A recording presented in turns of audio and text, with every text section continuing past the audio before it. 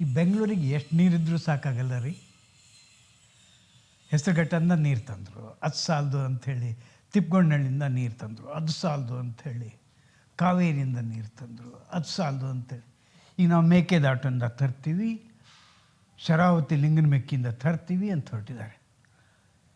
ಹೀಗೆ ಅವರು ಬಹುಶಃ ಇನ್ನೊಂದು 4-6 ವರ್ಷ ಹೋದರೆ ಸಮುದ್ರದಿಂದಲೂ ತರ್ತೀವಿ ಅಂತ ಹೇಳ್ಬೋದೇನೋ. ಇಲ್ಲಿ ಅನೇಕ ವ್ಯಂಗ್ಯಗಳಿದ್ದಾವೆ. ಇಕಾಲಜಿ, ಪರಿಸರದ ಬಗ್ಗೆ ಯಾವುದೂ ಲಕ್ಷ್ಯ ಇಲ್ಲದೇ ಮಾಡ್ತಾ ಇರುವಂಥ ಅನೇಕ ಅವೈಜ್ಞಾನಿಕ ಕೆಲಸ ಇದ್ದಾವೆ. ಈ ಶರಾವತಿಯನ್ನು ನೀರು ತರ್ತೀವಿ ಅಂತ ಹೊರಟಿದ್ದಾರೆ.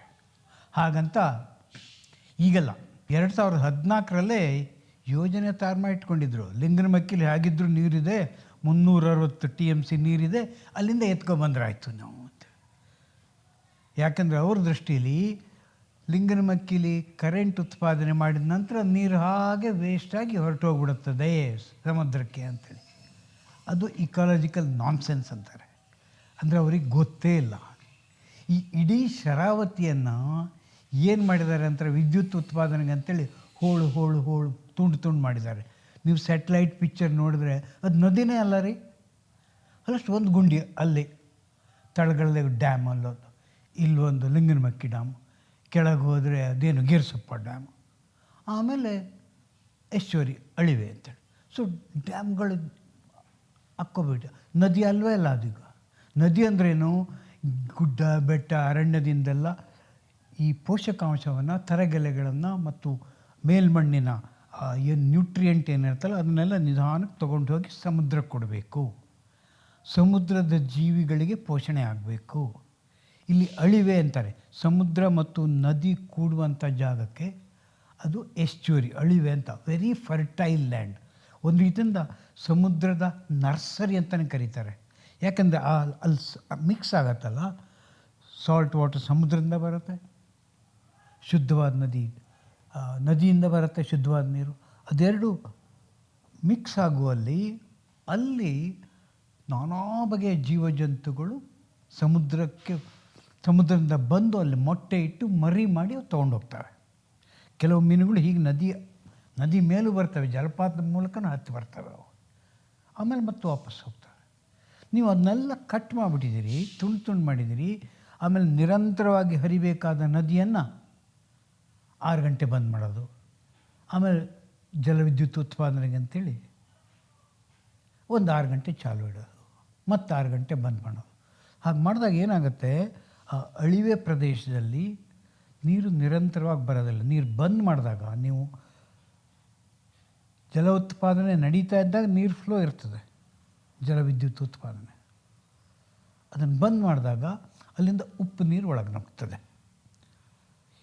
ಹೀಗಾಗಿ ಅಲ್ಲಿ ಆ ಅಳಿವೆಯಲ್ಲಿ, ಅಂದರೆ ಶರಾವತಿಯ 3ನೇ ಡ್ಯಾಮ್ ಏನಿದೆಯಲ್ಲ, ಕೊನೆಯ ಡ್ಯಾಮ್, ಅದು ಗೇರ್ಸೊಪ್ಪಾಳು, ಅಲ್ಲಿ ಜಲಾಶಯ ಆಯಿತು. ಅಲ್ಲಿ ಬಂದ್ ಮಾಡಿ ಅಲ್ಲಿ ಗೇರುಸೊಪ್ಪ ಜಲಾಶಯ ಮಾಡಿದಿರಿ, ಹೈಡ್ರೋ ಎಲೆಕ್ಟ್ರಿಕ್ ಉತ್ಪಾದನೆ ಮಾಡ್ತಿದ್ದೀರಿ.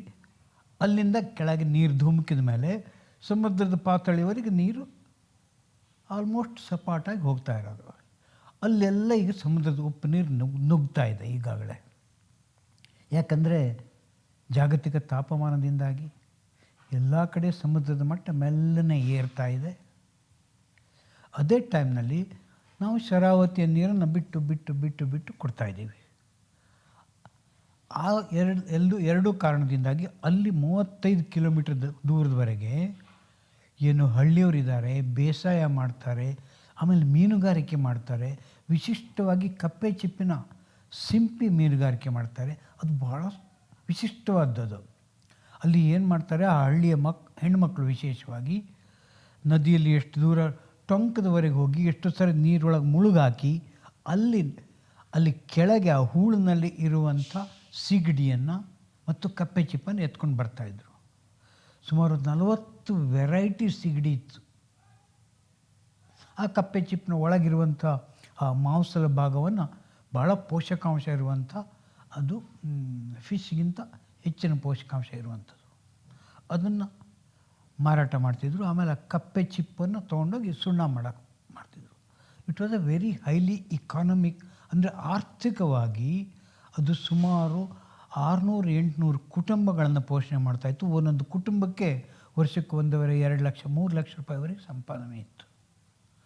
ಈಗ ಏನಾಗ್ತಾಯಿದೆ ಅಂದರೆ, ಈ ಡ್ಯಾಮ್ಗಳನ್ನು ಕಟ್ಟಿದ ಮೇಲೆ ಇಲ್ಲಂತೂ ಬಿಡಿ, ರೈತರೆಲ್ಲ ಮುಳುಗಿದ್ರು. 120-130 ಹಳ್ಳಿಗಳನ್ನು ಮುಳುಗಿಸಿ ಲಿಂಗನಮಕ್ಕಿಗೆ ಕಟ್ಟಿದರು.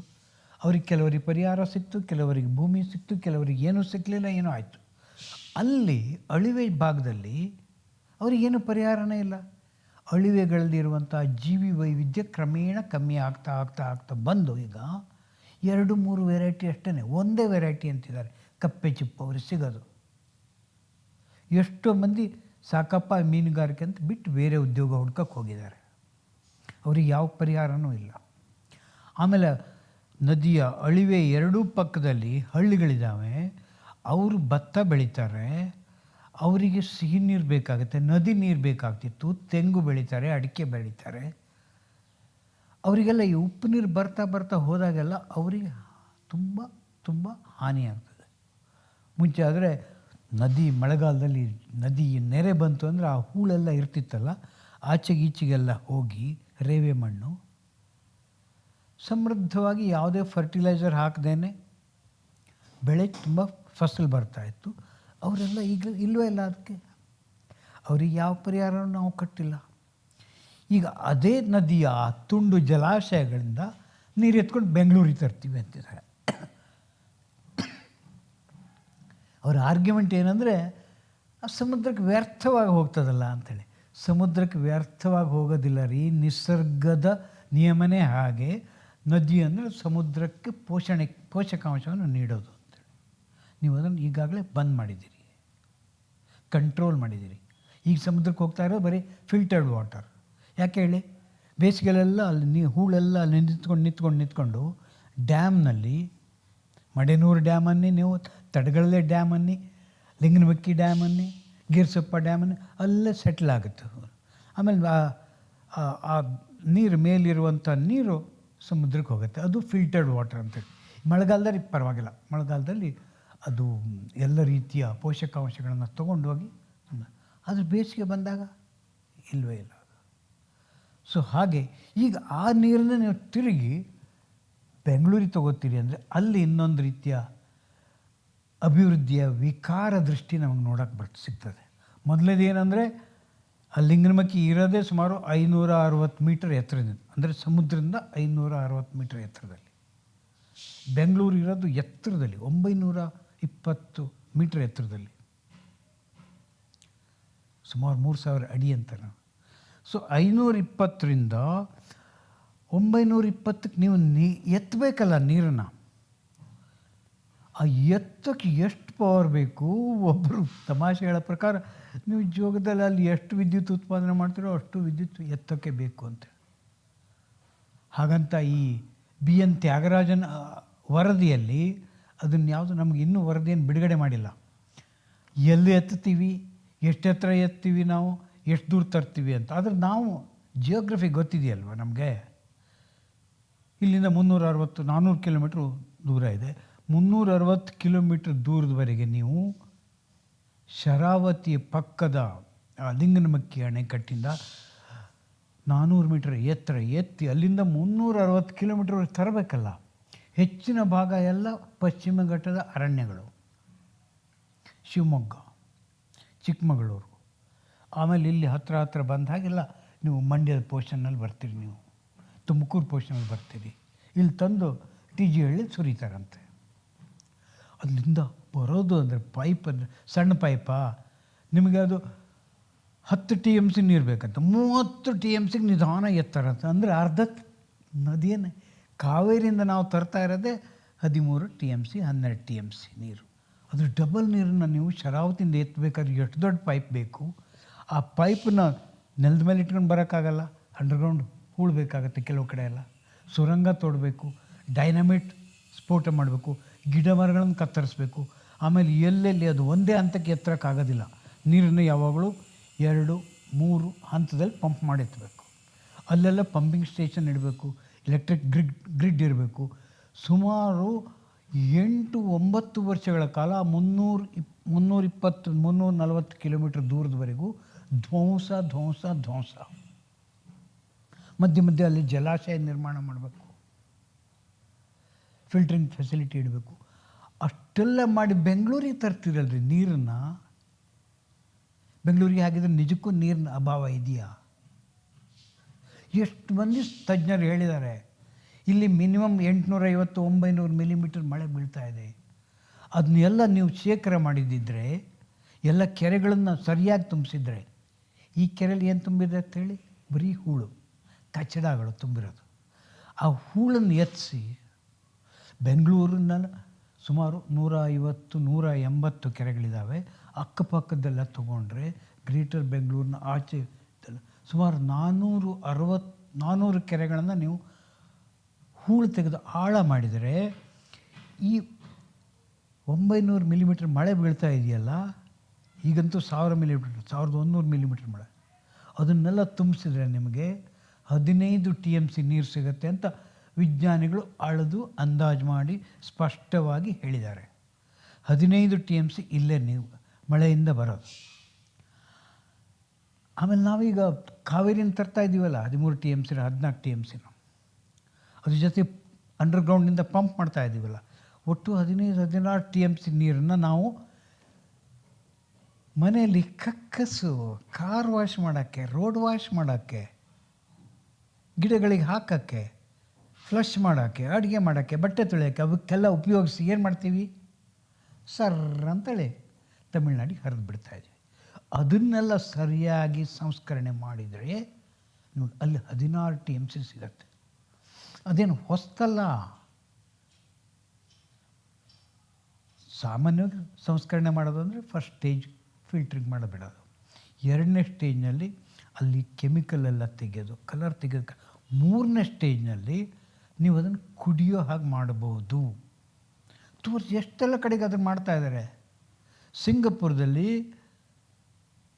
ಅವರು ತಮ್ಮ ಚರಂಡಿ ನೀರನ್ನ ಶುದ್ಧ ಮಾಡಿ ಕುಡಿದು ತೋರಿಸ್ತಾರೆ. ಅಲ್ಲಿ ಇಲೆಕ್ಟೆಡ್ ರಿಪ್ರೆಸೆಂಟೇಟಿವ್ಸ್ ಕುಡಿದು ತೋರಿಸ್ತಾರೆ. ಅದಕ್ಕೆ ನ್ಯೂ ವಾಟರ್ ಅಂತೇಳಿ ಬ್ರ್ಯಾಂಡಿಂಗ್ ಮಾಡಿದ್ದಾರೆ. ಅದನ್ನು ತೊಗೊಂಡು ಹೋಗೋದು ನಮ್ಗೆ ಹೇಗೆ ಇಲ್ಲಿಂದ ನಾವು ಕಾಶಿಗೆ ಹೋದ್ಬೇಕು, ಕಾಶಿ ನೀರನ್ನು ತರ್ತೀವಲ್ಲ, ನೀವು ಸಿಂಗಪುರಕ್ಕೆ ಹೋದರೆ ನ್ಯೂ ವಾಟರ್ ತರಬೇಕ್ರಿ ಅಂತ, ಅಷ್ಟು ಚೆನ್ನಾಗಿ ನೀರು. ಅದನ್ನು ನಮ್ಮಲ್ಲೂ ಮಾಡ್ಬೋದು. ಮಹಾ ಕಾಸ್ಟ್ಲಿ ಏನಲ್ಲ. ನೀವು ಲಿಂಗನಮಕ್ಕಿಂದ ನೀರೆತ್ತಿ ತರೋದಕ್ಕೆ ಬೇಕಾದ ಖರ್ಚಿಗಿಂತ 30% ನೀವು ಬೆಂಗಳೂರಿನಲ್ಲೇ ತಯಾರಾಗ್ತಾ ಇರುವಂಥ ಕಚಡ ಚರಂಡಿ ನೀರನ್ನು ಶುದ್ಧ ಮಾಡಿ ಜನಕ್ಕೆ ಕೊಡ್ಬೋದು. ಅಲ್ಲಿಗೇನಾಯಿತು, 15 TMC ಆಕಾಶದಿಂದ ಬರ್ತಾ ಇರೋ ಮಳೆ, ಅದನ್ನು ಹಿಡ್ಕೊಂಡ್ರೆ ಕೆರೆಗಳು ಆಳ ಆಗ್ತವೆ, ಸುತ್ತಮುತ್ತ ತಂಪು ಗಾಳಿ ಬರುತ್ತೆ, ಉದ್ಯಾನ ಸೃಷ್ಟಿ ಮಾಡ್ಬೋದು, ಹೂಳೆತ್ತುವ ಕ್ರಿಯೆಯಲ್ಲಿ ಅನೇಕರಿಗೆ ಕೆಲಸ ಸಿಗುತ್ತೆ, ಬೋಟಿಂಗ್ ಆಗುತ್ತೆ. ಅದೆಲ್ಲ ಬೆಂಗಳೂರಿನ ಹಳೆಯ ಗ್ಲೋರಿ ಏನಿತ್ತಲ್ಲ, ಉದ್ಯಾನ ನಗರಿ, ಸಮಶೀತೋಷ್ಣ ತಂಪು ಹವೆಯ ನಗರಿ, ಅದೆಲ್ಲ ಮತ್ತೆ ಬರಲಿಕ್ಕೆ ಸಾಧ್ಯ ಇದೆ. 15 TMC, ಈ 16 31 TMC ಇಷ್ಟು ಎತ್ತರದಲ್ಲಿದೆ ರೀ. ಪಂಪಿಂಗ್ ಬೇಕಾಗಿಲ್ಲ. ನೀವು ಈಗಾಗಲೇ ಕಾವೇರಿಯಿಂದ ಪಂಪ್ ಮಾಡಿ ಮಾಡಿ ಮಾಡಿ ಸುಮಾರು 300 ಮೀಟ್ರ್ ಪಂಪ್ ಮಾಡಿ 3 ಹಂತದಲ್ಲಿ ಪಂಪ್ ಮಾಡಿ ತರ್ತಾಯಿದ್ದೀರ. ಅದನ್ನು ಚೆಲ್ಲಿ ಆ ಕಡೆ ಹೊರಟು ಹೋಗ್ತಾ ಇದೆ. ಅದು ಕೊಳಚೆ ವೃಷಭಾವತಿ ಆಗುತ್ತೆ, ಇನ್ಯಾವುದದು ಹೆಬ್ಬಾಳದ ಕಡೆ ಒಂದು ಹೋಗುತ್ತೆ, KC ವ್ಯಾಲಿ ಅಂತೇಳಿ ಆ ಕಡೆ ಹೋಗ್ತಾ ಇದೆ. ಆ ನೀರನ್ನ ಹಿಂದೆ ನಮ್ಮ ಸಚಿವರಾಗಿದ್ದ ರಮೇಶ್ ಅವರು ನಮಗೆ ನಿಮ್ಮ ಕಕ್ಕಸು ನೀರನ್ನಾರು ಕೊಡಿ ಅಂಥೇಳಿ ಶಾಸನ ಸಭೆಯಲ್ಲಿ ಬೇಡ್ಕೊಂಡಿದ್ರು. ಅವರಿಗೆ ಅದನ್ನೇ ಕೊಡ್ತಾ ಇದ್ದಾರೆ, ಶುದ್ಧ ಮಾಡಿ ಕೊಡ್ತಾ ಇಲ್ಲ. ಈಗ KGFನಲ್ಲಿ ನೀರು ಕೊಡ್ತಾ ಇದೆ, ಆ ವೇಸ್ಟ್ ವಾಟರ್ನ ಕಳಿಸ್ತಾ ಇದ್ದಾರೆ. ಸೆಕೆಂಡ್ರಿ ಟ್ರೀಟ್ಮೆಂಟ್ ಕೂಡ ಆಗ್ತಾಯಿಲ್ಲ. ಅದು ಆ್ಯಕ್ಚುಲಿ ಟರ್ಷರಿ ಟ್ರೀಟ್ಮೆಂಟ್ ಮಾಡಿ 3ನೇ ಹಂತದ ಟ್ರೀಟ್ಮೆಂಟ್ ಮಾಡಿ ಅವ್ರಿಗೆ ಶುದ್ಧ ನೀರು ಕೊಡಬೇಕು. ಅದು ಮಾಡ್ತಾಯಿಲ್ಲ. ಇಷ್ಟು ನೀರು 31 TMC ನೀರು ಬೆಂಗಳೂರಿನಲ್ಲಿ ವೇಸ್ಟಾಗಿ ಹೋಗ್ತಾ ಇರಬೇಕಾದ್ರೆ ನೀವು ಮತ್ತೆ ಅಲ್ಲಿಂದ 30 TMC ನೀರು ತರ್ತೀರಿ ಅಂದರೆ ಅಲ್ಲೂ ಶರಾವತಿಗೂ ಕೂಡ ನೀವು ಬಹಳ ದೊಡ್ಡ ದ್ರೋಹ ಬಗೆತೀರಿ. ಇಕೋಸಿಸ್ಟಮಿಗೆ ಅನ್ಯಾಯ ಮಾಡ್ತಾಯಿದ್ದೀರಿ. ಅಲ್ಲಿಂದ ಇಲ್ಲಿವರೆಗೆ ಧ್ವಂಸದ ರಗಳೆ ಮಾಡ್ತಾಯಿದ್ದೀರಿ. ಅದಕ್ಕಿನ್ನು ಎಷ್ಟು ವರ್ಷ ಬೇಕು? 10-12 ವರ್ಷ ಬೇಕು. ಈಗ ನಾವು ಬಿಸಿ ಪ್ರಳಯದ ಹಂತದಲ್ಲಿದ್ದೀವಿ. ವಾತಾವರಣದಲ್ಲಿ ಯಾವಾಗ ಮಳೆ ಬರುತ್ತೆ, ಯಾವಾಗ ಬೇಸಿಗೆ ಬರುತ್ತೆ ಹೇಳೋಕ್ಕಾಗೋದಿಲ್ಲ. ಲಿಂಗನಮಕ್ಕಿ ತಮಾಷೆ ಗೊತ್ತಾ, 60 ವರ್ಷದಲ್ಲಿ ಅದು ಎಷ್ಟು ಸಾರಿ ತುಂಬಿರ್ಬೋದು ಹೇಳಿ? 12 ಸಾರಿ ತುಂಬಿದೆ. ಇನ್ನೊಂದು ಸ್ವಲ್ಪ ಲೆಕ್ಕ ಮಾಡಿ, 15 ಸಾರಿ ತುಂಬಿದೆ ಅಂತಾರೆ. ಪ್ರತಿ 5 ವರ್ಷಕ್ಕೆ ಮಾತ್ರ ಅದು ತುಂಬತ್ತೆ. ಅದು ಒಂದೊಂದು ಸಾರಿ 7 ವರ್ಷ 8 ವರ್ಷ ಲಿಂಗನಮಕ್ಕಿಲಿ ನೀರೇ ಇಲ್ಲ. ಇಷ್ಟೆಲ್ಲ ನೀವು ತಯಾರು ಮಾಡಿ, ಅಲ್ಲಿಂದ ಇಲ್ಲಿವರೆಗೆ ಪೈಪ್ಲೈನ್ ಹಾಕಿ, ಅಲ್ಲಿ ಟ್ರಾನ್ಸ್ಮಿಷನ್ ನೀರನ್ನು ಎತ್ತುವಂಥ ಫೆಸಿಲಿಟಿ ಎಲ್ಲ ಮಾಡಿ, ಅಲ್ಲಿ ನೀರೇ ಇಲ್ಲದಿದ್ರೆ ಏನು ಮಾಡ್ತೀರಾ? ಆಕಾಶದಿಂದ ಹಿಂಡ್ತೀರಾ ಅಥವಾ ಸಮುದ್ರದಿಂದ ಪಂಪ್ ಮಾಡಿ ಮೇಲೆ ತರ್ತೀರಾ? ನಮಗೆ ಪ್ರೆಡಿಕ್ಟಬಿಲಿಟಿ ಸಾಧ್ಯ ಇಲ್ಲ.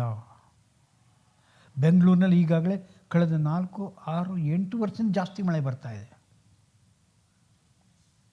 ಹೀಗೆ ಅನ್ಪ್ರಿಡಿಕ್ಟಬಲ್ ಜಾಗ ಇದ್ದಾಗ ಇಂಥ ಲಾಂಗ್ ಟರ್ಮ್ ಅತ್ಯಂತ ಅಪಾರ ಹಣ ಬೇಡುವಂಥ, ಪರಿಸರ ದೃಷ್ಟಿಯಿಂದ ಧ್ವಂಸಕಾರಿಯಾಗಿರುವಂಥ, ರೈತರಿಗೆ ಮತ್ತು ಹೊನ್ನಾವರದವರಿಗೆ ಕುಡಿಯೋಕ್ಕೆ ನೀರು ಸಿಗಲ್ಲ. ನೀವು ಶರಾವತಿಯನ್ನು ಈ ಕಡೆ ತಂದುಬಿಟ್ರೆ ಅಲ್ಲಿ ಅನೇಕ ಸಾವಿರ ಜನರಿಗೆ ಪರಿಹಾರವನ್ನು ಕೊಡದೆ ಅವ್ರು ಕೇಳ್ತಾ ಇದ್ದಾರೆ, ಈಗ ನೀವು ಶರಾವತಿ ನೀರು ತೊಗೊಂಡೋದ್ರೆ ನಾವು ಮತ್ತೆ ಕುಡಿಯೋ ನೀರಿಗೆ ಬೆಂಗಳೂರಿಗೆ ಬರಬೇಕಾ ಕುಡಿಯೋಕ್ಕೆ ಅಂತ ಕೇಳ್ತಾರೆ. ಅಲ್ಲೂ ಹಾನಿ, ಇಲ್ಲೂ ಅನಗತ್ಯವಾದ ವೆಚ್ಚ, ಧ್ವಂಸ ಹಾಗೂ ಅದೇನಂತಾರಲ್ಲ ವಿಪರೀತ ನೀರನ್ನು ಜಾಸ್ತಿ ಕೊಡ್ತಾರೆ. ನೀವು ನೀರನ್ನು ಜಾಸ್ತಿ ಕೊಟ್ಟಷ್ಟು ನೀರಿನ ಬಗ್ಗೆ ನಮ್ಮ ಮೌಲ್ಯ ಕಮ್ಮಿ ಆಗುತ್ತೆ, ಆದರ ಕಮ್ಮಿ ಆಗುತ್ತೆ. ಬಿಡಿಯ ಆಮೇಲೆ ಬೆಂಗಳೂರಿಗೆ ವಾಟರ್ ಈಸ್ ಅಶ್ಯೂರ್ಡ್ ಅಂದರೆ ಎಷ್ಟು ಕಡೆಯಿಂದೆಲ್ಲ ಜನ ಈಗಾಗಲೇ ಬೆಂಗಳೂರು ಬೆಳೀತಾ ಇದೆ. ಯಾಕಂದರೆ ಇದು ಬಹಳ ಸೇಫ್ ಸಿಟಿ. ಭೂಕಂಪನ ಆಗೋದಿಲ್ಲ ಇಲ್ಲಿ, ಸೈಕ್ಲೋನ್ ಬರೋದಿಲ್ಲ ಇಲ್ಲಿ, ಸುನಾಮಿ ಬರೋದಿಲ್ಲ ಇಲ್ಲಿ, ಜಂಗಲು ಬೆಟ್ಟ ಬೇಣದಿಂದ ಬೆಂಕಿ ಬರೋದಿಲ್ಲ ಇಲ್ಲಿ. ಹಾಗಾಗಿ ಸೇಫ್ ಸಿಟಿ. ಇನ್ನು ಮೆಟ್ರೋ ಬಂದಿದೆ, ಸುಖವಾದ ಸಿಟಿ. ಹಾಗೆ ಮಾಡ್ಕೊಂಡು ಹೋದರೆ ಬೆಂಗಳೂರಿನ ವೈರಿ ಆಗುತ್ತೆ ಅದು. Its own attraction is going to become the most dangerous attraction it is.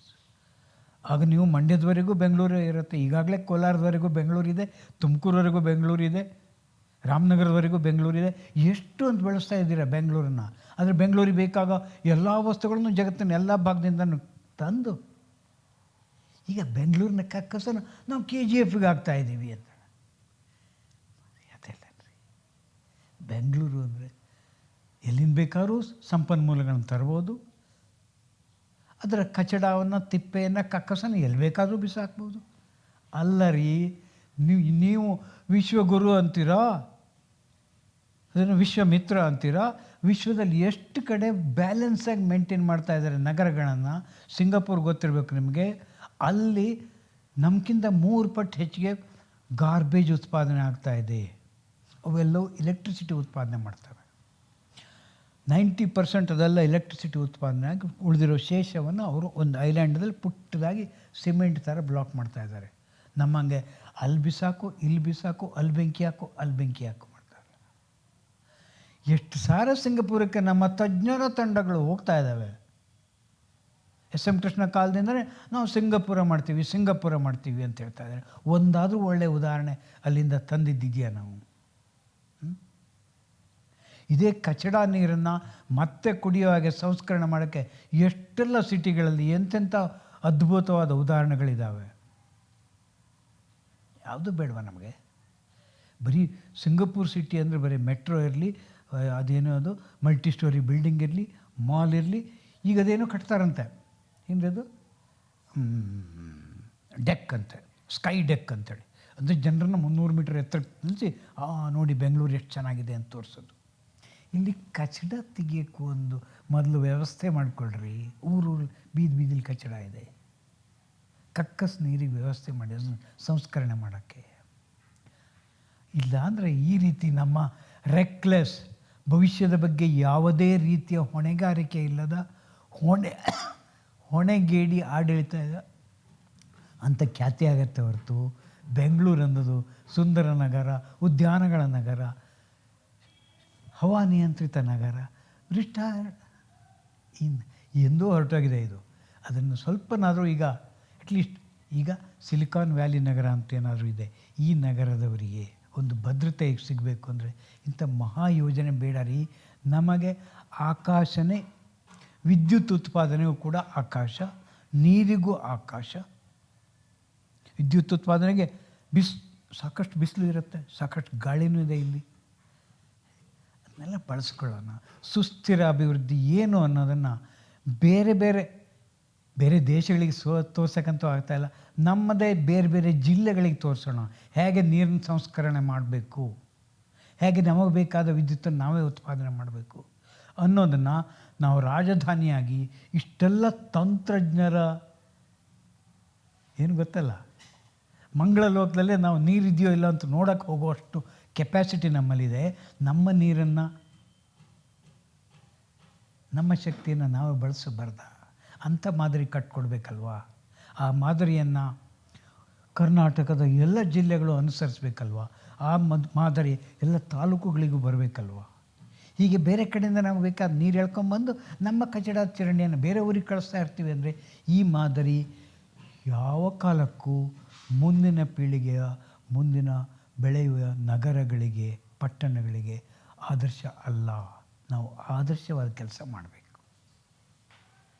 ಏನು ತಮಾಷೆ ಇದೆ, ಇವರು ಕಾರ್ಯಸಾಧ್ಯತಾ ವರದಿಯನ್ನು ಮತ್ತೊಮ್ಮೆ ತರಿಸ್ತಾರಂತೆ 74 ಲಕ್ಷ ರೂಪಾಯಿ ಕೊಟ್ಟು. ಈಗನೇ ವರದಿ ಪ್ರಕಾರ ಲಿಂಗನಮಕ್ಕಿಯಿಂದ ಬೆಂಗಳೂರಿಗೆ ನೀರು ತರಬೇಕಾದ ಕಾರ್ಯಸಾಧ್ಯತಾ ವರದಿ ಅಂತೇಳಿ ತಾಂತ್ರಿಕ ವರದಿ ಬೇಕಾಗಿಲ್ಲ ರೀ. ಇವ್ರಿಗೆ ನಿಜವಾದರೂ ಕಾಳಜಿ ಇದ್ದರೆ ಜನರ ಮನಸ್ಸು ಏನಿದೆ, ಉತ್ತರ ಕನ್ನಡ ಜಿಲ್ಲೆಯಲ್ಲಿ, ಶಿವಮೊಗ್ಗದಲ್ಲಿ ಅಥವಾ ಓವರಾಲ್ ಅಪ್ರೂವಲ್ ಇದೆಯಾ, ಜನ ಅದಕ್ಕೆ ಮಾನ್ಯತೆ ಕೊಡ್ತಾರಾ, ಒಪ್ಪಿಗೆ ಕೊಡ್ತಾರಾ, ಅದನ್ನು ಕೇಳಿ. ಇಲ್ಲ ನೀವು 2,500 ಕೋಟಿ ರೂಪಾಯಿ ಖರ್ಚು ಮಾಡಿ ಅಗಿತಾ ಇದ್ದೀರಿ, ಜನಕ್ಕೆ ಸಿಡಿದು ಹೇಳ್ತಾರೆ ಬೇಡ ನಮಗೆ ಇದು ಅಂಥೇಳಿ. ಆಗ ಬಂದ್ ಮಾಡೋಕ್ಕಿಂತ ಮುಂಚೆನೇ ಇಂಥ ವಿವೇಚನಾ ರಹಿತ ಯೋಜನೆಯನ್ನು ಆರಂಭ ಮಾಡದೇ ಇರೋದು. ಅದಕ್ಕಿಂತ ಬೆಟರ್ ಆಲ್ಟರ್ನೇಟಿವ್ ಇದ್ದಾಗ, ಇದೇನಲ್ಲ ಇದು ಬೇಡ ಅಂತ ಹೇಳಲ್ಲ, ಇದು ಬೇಕು ಅಂತ ಹೇಳ್ತಾ ಇದ್ದೀವಲ್ಲ ನಾವು. ವಿಜ್ಞಾನಿಗಳು ಹೇಳ್ತಾ ಇದ್ದಾರೆ, ಎಂಜಿನಿಯರ್ಸ್ ಹೇಳ್ತಾ ಇದ್ದಾರೆ, ರಿಟೈರ್ಡ್ ಎಂಜಿನಿಯರ್ಸ್, ಅದನ್ನು ಕೇಳಬೇಕಲ್ವಾ?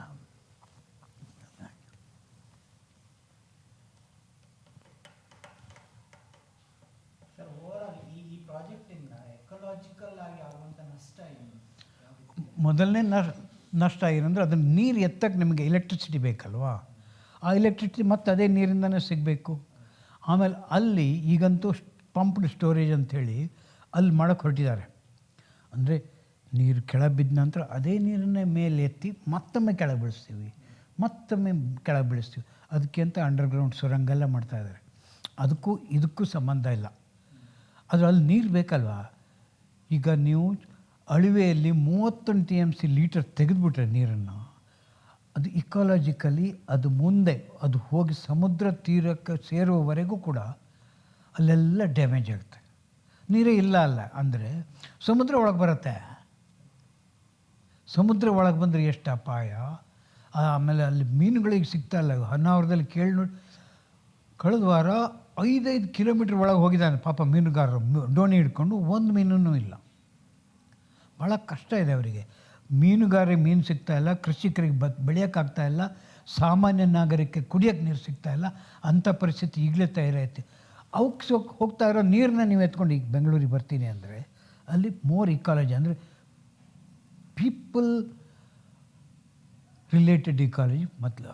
ಆಮೇಲೆ ಗಿಡ ಮರಕ್ಕೆ ನಾನು ಹೇಳಿದ್ನಲ್ಲ, 360 ಕಿಲೋಮೀಟ್ರ್ವರೆಗೆ ನೀವು ಸುಮಾರು 120 ಮೀಟ್ರ್ ಅಗಲದ ಮಹಾ ಹೆದ್ದಾರಿಯನ್ನು ತೊಗೊಂಡು ಬರ್ತೀರಿ. ನೀವು ಅಲ್ಲೆಲ್ಲ ಅಗಿತಾ ಇರ್ತೀರಿ, ಸುರಂಗ ತೋಡ್ತಾ ಇರ್ತೀರಿ, ಡೈನಮೈಟ್ ಹಾಕ್ತಾ ಇರ್ತೀರಿ, ಎಲೆಕ್ಟ್ರಿಕ್ ಗರಗಸ ತೊಗೊಂಡೋಗ್ತೀರಿ, ಗಿಡ ಮರಗಳನ್ನೆಲ್ಲ ಕಡಿತೀರಿ, ಮಣ್ಣನ್ನು ಆಚೆ ಈಚೆ ಮಾಡ್ತೀರಿ.